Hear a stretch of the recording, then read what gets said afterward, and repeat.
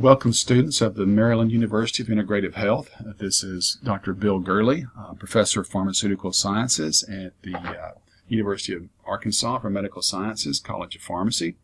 And this talk is entitled Clinical Utility of Dietary Supplement Case Reports, a Pharmaceutical Scientist's Perspective. And my purpose for this presentation is to provide a perspective as a pharmaceutical scientist on several aspects of dietary supplements that are important but oftentimes overlooked, especially when evaluating the clinical utility of dietary supplement case reports and adverse event reports.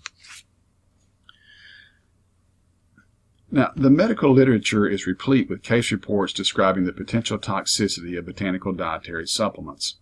Among the first to grab the attention of the medical community were those involving ephedra, followed soon after by potential herb-drug interactions and herb-mediated hepatotoxicity.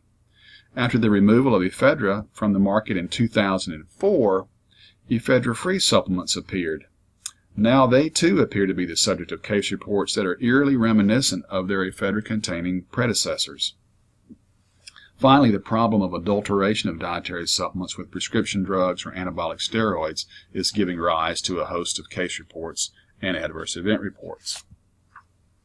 Now, as we will see, several categories of dietary supplement case reports and adverse event reports certainly have merit, especially those involving ephedra and St. John's wort.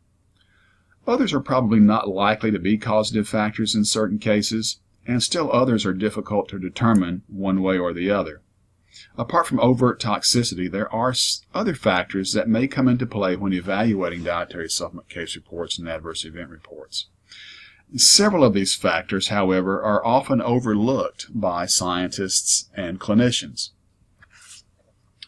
Much of the public and even some clinicians believe that dietary supplements are regulated much like prescription medications, but that's certainly not the case. There are significant differences between conventional medications and dietary supplements. Of course, one of the most important is that dietary supplements do not have to undergo preclinical safety and efficacy testing prior to being marketed. Again, this is much unlike conventional medications. Again, unlike conventional medications, botanicals or botanical dietary supplements contain a myriad of phytochemicals with oftentimes very diverse pharmacologic effects. Again, this is much unlike conventional medications that have oftentimes only one active pharmaceutical ingredient.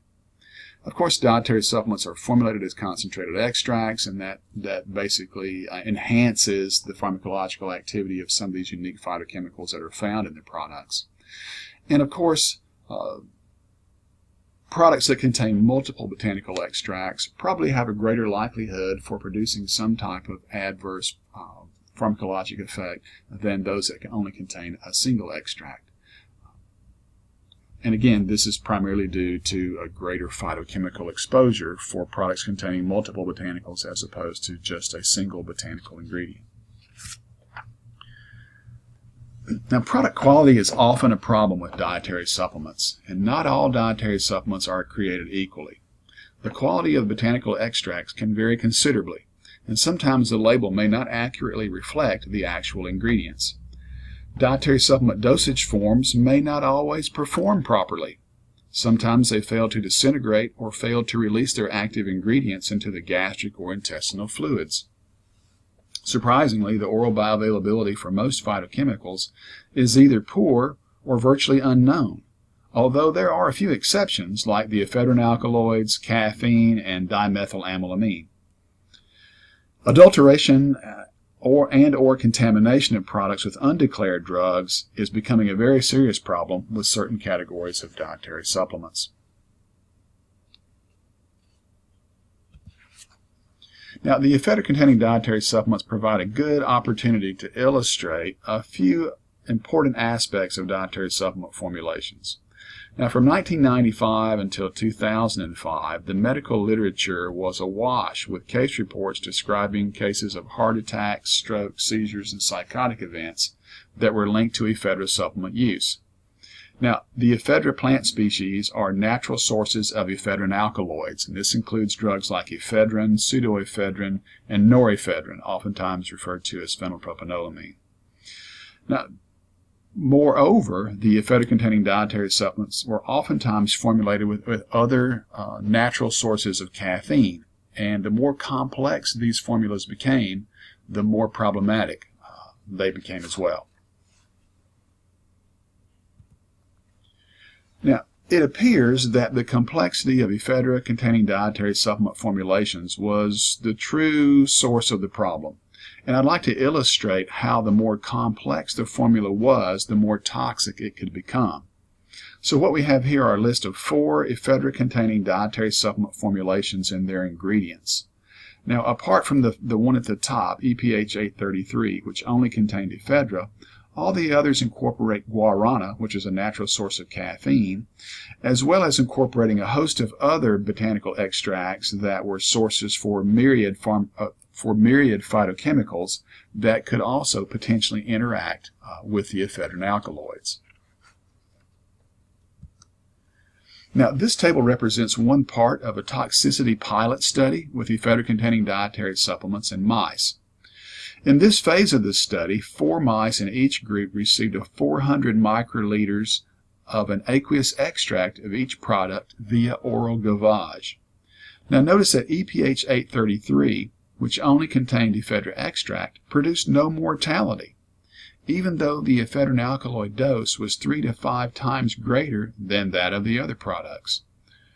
For the other products with more complex formulations, significant mortality was achieved with much lower doses of ephedrine alkaloids. So clearly it just wasn't the ephedra, it was actually the complexity of the ephedra formulation, which incorporated a whole host of other potentially interacting phytochemicals. Now, when taken concomitantly, the time that it takes for the maximum concentrations of ephedrine alkaloids and caffeine are virtually identical. So the two concentration time profiles here on the left illustrate plasma levels of ephedrine following an ephedra-containing dietary supplement dosage form ingestion, as well as the caffeine concentrations at the top. And you can see that in both instances, that's shaded by the pink area, that the peak concentrations occur at about the same time. And it just so happens also that the cardiovascular and central nervous system stimulant effects for ephedrine alkaloids and caffeine are additive. So again, a combination of additive pharmacodynamic aspects as well as additive pharmacokinetic aspects were certainly problematic. It was quite interesting that back in the early 1980s, there had been a group of over-the-counter products known as amphetamine lookalikes that were on the market that also contained synthetic combinations of ephedrine alkaloids as well as caffeine. And typically they contained ephedrins, phenylpropanolamine, and caffeine. They were known as the amphetamine lookalikes. And it was quite interesting that those products were also associated with heart attacks, strokes, seizures, and psychotic events, to the point that the FDA took those products off the market in the late 1980s. It just so happens that when the Dietary Supplement Health and Education Act was passed in 1994, that these similar types of products came back on the market under the guise of dietary supplements. Moreover, it looked like the toxicity of a lot of ephedra cases was exacerbated when these products were taken in conjunction with exercise. Interestingly enough, most of these ephedra-containing dietary supplements were actually marketed as exercise performance enhancers, and the label directions actually stated that to take these types of products just prior to working out.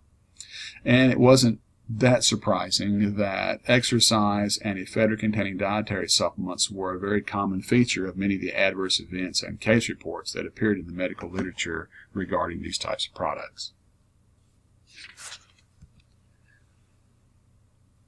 Now, remember, the FDA took ephedra-containing supplements off the market in 2004 because they posed an increased risk for serious adverse health effects.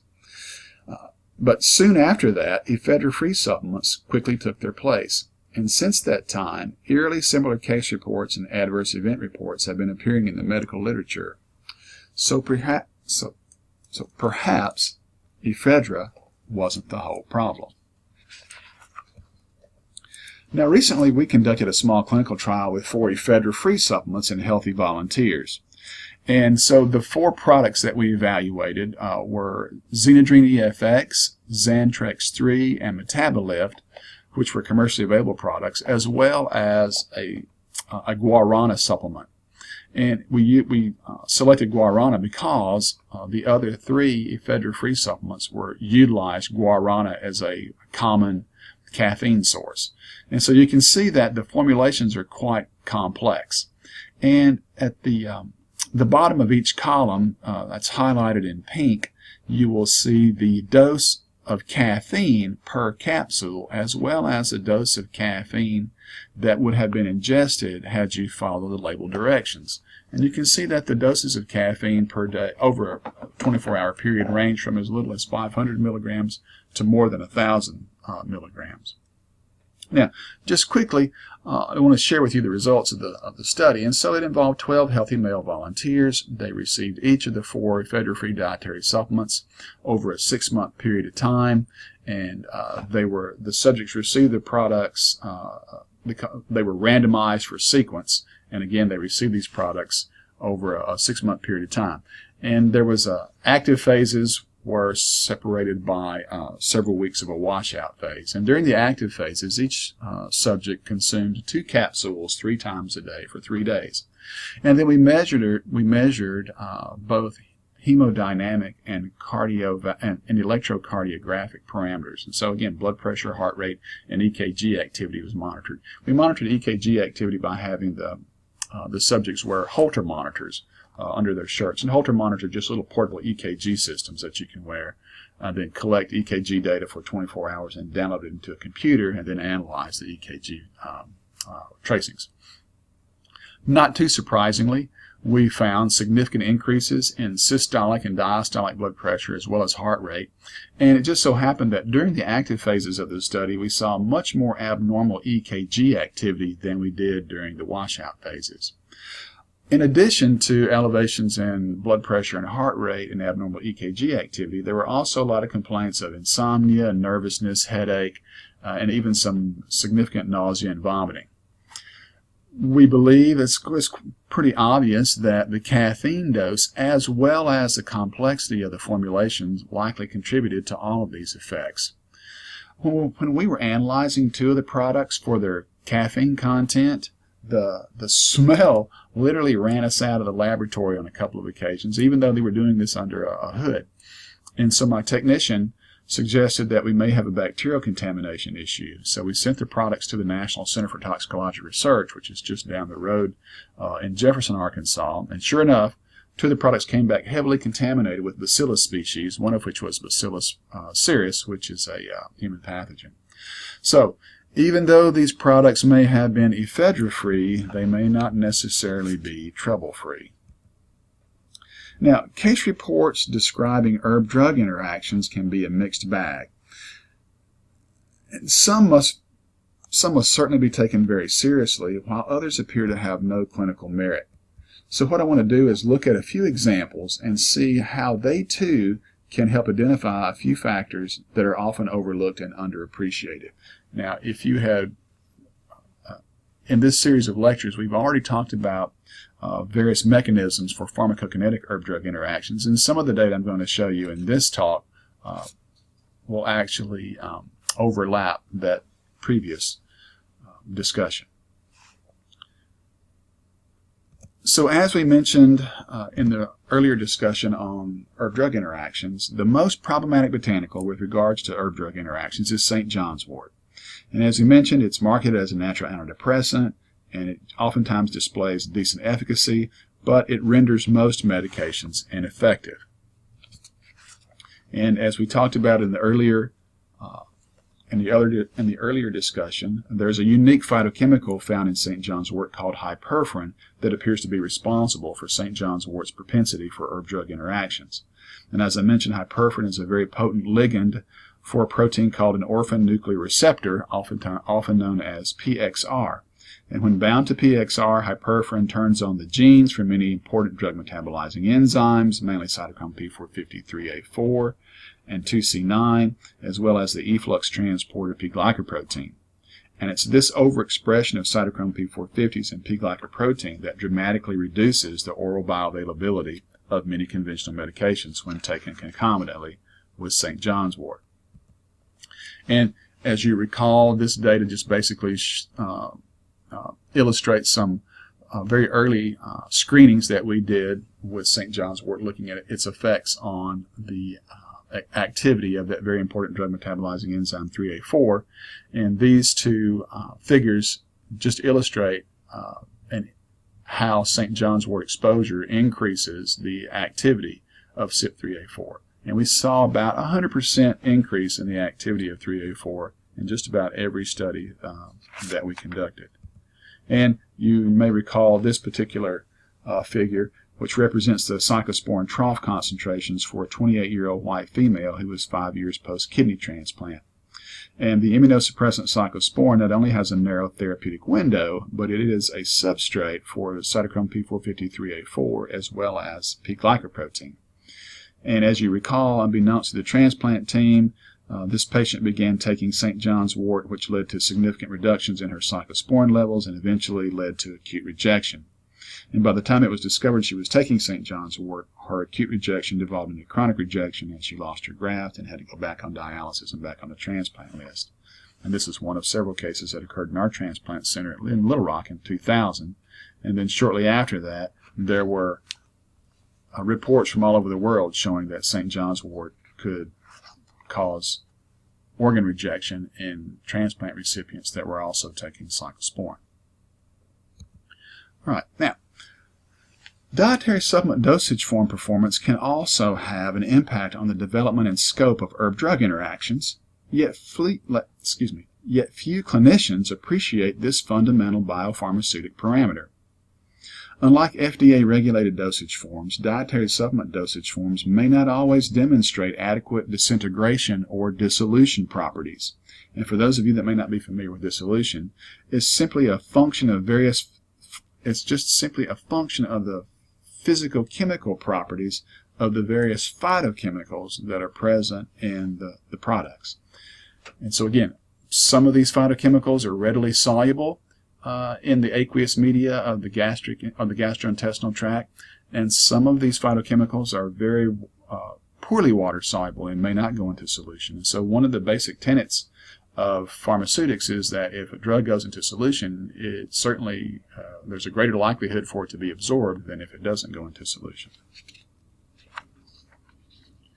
Right now, presently, the current good manufacturing practices for the dietary supplement industry do not require dissolution or disintegration testing for dietary supplements. Again, this is much unlike conventional medications.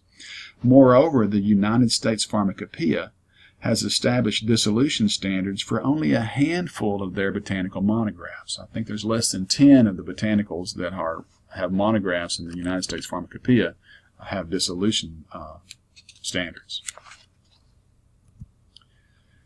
Now, for those of you that may not be familiar with the dissolution assessments, what we have here is a standard dissolution apparatus that's used to determine the release characteristics for drug dosage forms.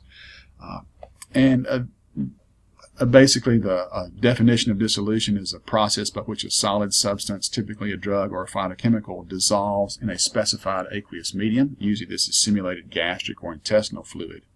And then the dissolution rate is the amount of drug or phytochemical that goes into solution under standardized conditions of a liquid-solid interface, temperature, and solvent composition. And so the dissolution apparatus here on the right is what's known as a paddle apparatus. And so each one of these reservoirs would be filled with simulated gastric fluid or simulated intestinal fluid. The dietary supplement dosage form would be placed in that reservoir. The paddles would spin at a specified rate and at a specified temperature, typically 37 degrees centigrade.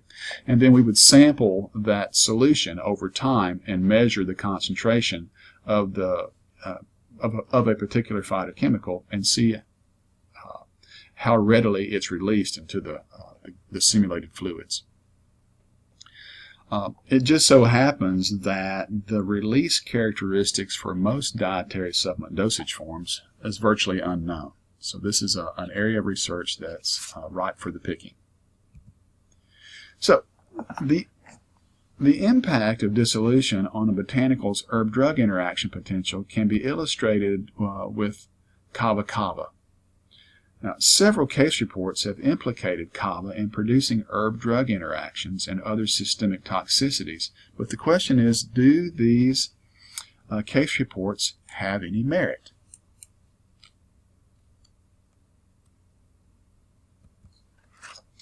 Now, by comparing the herb-drug interaction potential for golden seal and kava, we can develop an appreciation for several shortcomings of botanical case reports that have been garnered.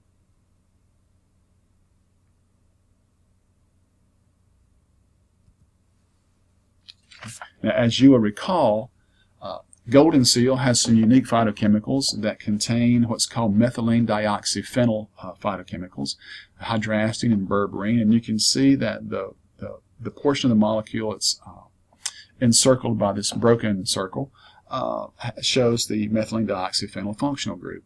So not only do golden seal isoquinone alkaloids have these methylene dioxyphenyl groups, but also the kava lactones have the methylene dioxyphenyl functional groups. And in vitro studies demonstrate that both the isoquinone alkaloids in golden seal as well as the kava lactones are potent inhibitors of cytochrome P450-3A4 and 2D6. More precisely, as we mentioned in our previous discussion, these methylene dioxyphenyl containing compounds are mechanism-based inhibitors of cytochrome P450 enzyme. So again, when you look at these, assess these, the drug interaction potential in vitro, both golden seal alkaloids and the kava lactones appear to be potent inhibitors of cytochrome P450 enzymes. Clinical studies, however, show that only golden seal appears to inhibit cytochrome P450 in vivo. So why is there such a disconnect between the in vitro findings and the in vivo findings? And does dissolution play a role in this discrepancy? So here you can see effect of kava on the drug midazolam. Midazolam is a classic probe drug for that important enzyme 3A4. And so you can see that before and after kava, there's no change in the area under the curve for midazolam, in the concentration time profile for midazolam. But if you look at golden seal, we see a significant increase in the area under the curve. So again, both of these botanicals contain phytochemicals with these active methylene dioxyphenyl moieties, and in vitro, both of them appear to be potent inhibitors of this very important enzyme. But that doesn't appear to be the case in vivo, and so does dissolution play a role in this discrepancy? And if we also look at the effects of golden seal and kava on that other important drug metabolizing enzyme 2D6, here you can see on the left that golden seal produces a significant reduction in the activity of 2D6, where kava appears to have no impact. Now again, this is a clinical study utilizing healthy volunteers, whereas the in vitro studies utilizing isolated enzymes showed a significant effect on 2D6 for both of these botanical dietary supplements. So again, why is there a discrepancy from the in vitro studies and the in vivo studies, and does dissolution play a role in this discrepancy? All right, so depicted here are the dissolution profiles for some golden seal products as well as two types of kava containing products in simulated gastric fluid. So the figure on the left is the dissolution profile for hydrastin and berberine in a golden seal product, and you can see that the hydrastin and berberine go into solution very quickly. Well within 30 minutes, almost 100% of each of those compounds has been released. But if we look at kava, particularly on the far right, that particular product, hardly any of the methysticin or dihydromethysticin, which were the two kava lactones that have these methylene dioxyphenyl functional groups, those are hardly released into the gastric fluid at all. And if you look at the curve in the middle, it's actually an interesting formulation of kava where they've mixed the kava extract with lecithin, which is a natural solubilizing agent or surfactant, and oftentimes that can improve the solubility of some of these compounds. And so you can see that it certainly improves the dissolution profiles for methysticin and dihydromethysticin, but again, it's very slow, and only about half of the components are released over about a 3-hour period.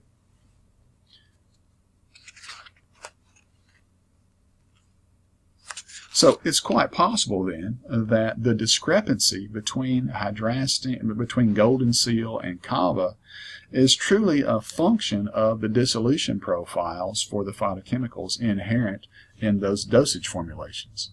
So again, if the compounds can't get into solution to be absorbed, they can't be absorbed. And if they can't be absorbed, they can't modulate the activity of these drug metabolizing enzymes.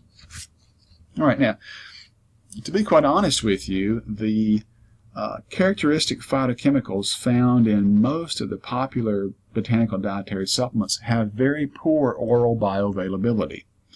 And this poor oral bioavailability is often a combination of not only poor dosage form performance, but also extensive pre-systemic metabolism, as some of these phytochemicals are being absorbed across the intestinal mucosa. So if these compounds can't reach the systemic circulation, either due to dissolution issues or to extensive pre-systemic metabolism, they're probably not likely to produce significant adverse effects. So now, one nice thing, however, is that while these factors can certainly affect their efficacy, it also renders these products relatively safe. So it's an interesting dichotomy. Having poor dosage form performance and poor bioavailability can certainly render a drug can render the dietary supplement relatively safe, but it also has a significant impact on its efficacy.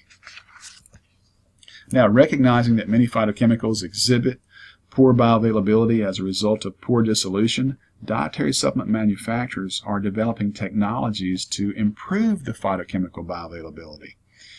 And the technologies listed here can dramatically improve phytochemical bioavailability. So again, there are some formulations out there that utilize liposomes. There's a number of products on the market that utilize phytosomes, and phytosomes are complexes of phosphatidylcholine and botanical extracts that can dramatically improve their oral bioavailability. Self-emulsifying drug delivery systems, nanoparticles, and then the purposeful incorporation of some of those natural inhibitors of drug metabolizing enzymes can oftentimes improve the bioavailability of various dietary supplement dosage forms. And if you recall on the lecture regarding herb-drug interactions, piperine, which is found in black pepper, is oftentimes purposely added to dietary supplement formulations to improve the oral bioavailability of other phytochemicals that may be found in that formulation.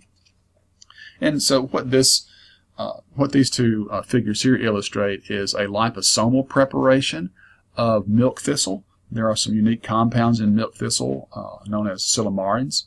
And on the left, you can see the dissolution profiles, and the curves at the bottom represent standard milk thistle extract dissolution profiles, and you can see very little of the silymarin is released.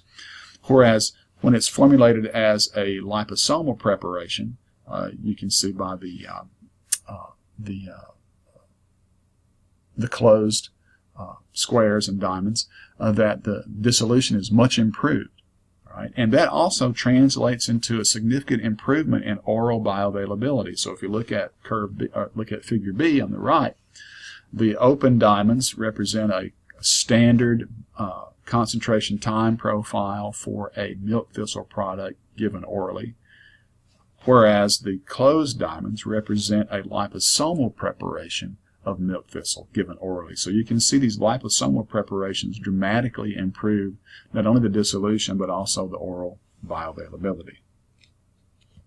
And again, this liposomal preparations are just one of several novel technologies that are being utilized to improve phytochemical bioavailability. Now, a recent problem that has given the dietary supplement industry a black eye is the prevalence of products adulterated with undeclared prescription drug products or those contaminated with microbes like we saw in our earlier study with the ephedra-free supplements, as well as contaminated with pesticides or heavy metals. And 3 categories of dietary supplements appear to be most affected by this practice of adulteration. And that includes the weight loss supplements, the bodybuilding supplements for boosting muscle mass, and also supplements designed to enhance sexual performance.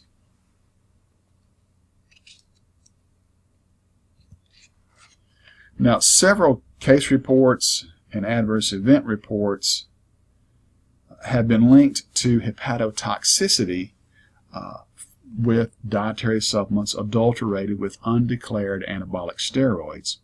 And this has prompted the FDA to recall these products. And if you actually look at the label of this product called Anabolic Extreme Superdrol, I mean, it literally screams, take me off the market because I'm adulterated with anabolic steroids, and they certainly were.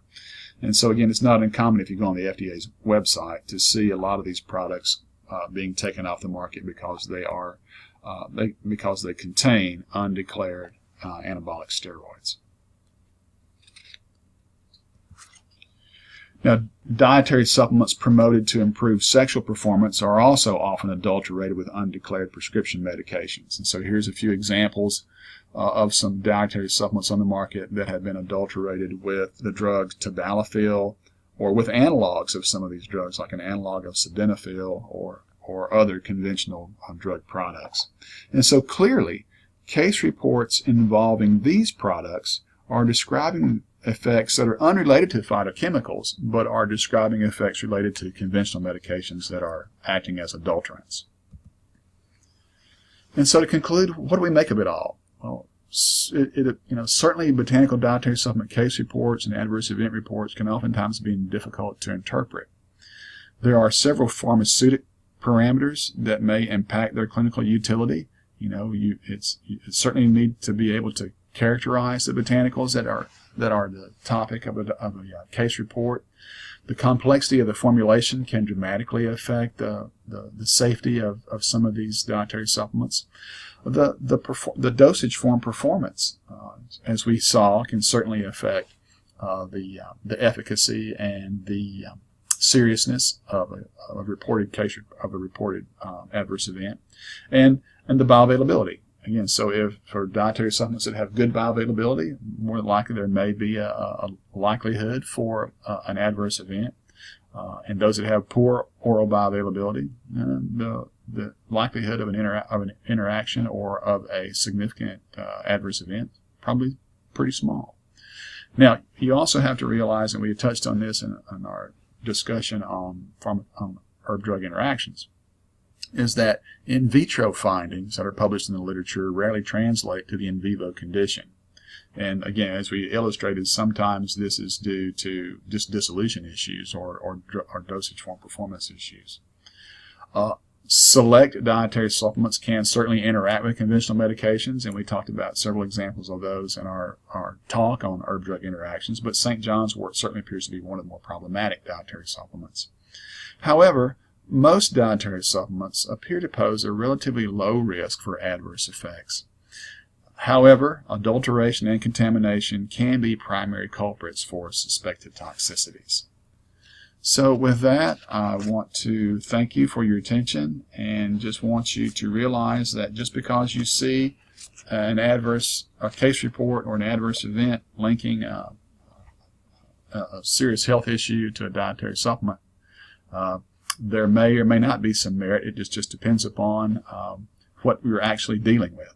So with that, thank you very much, and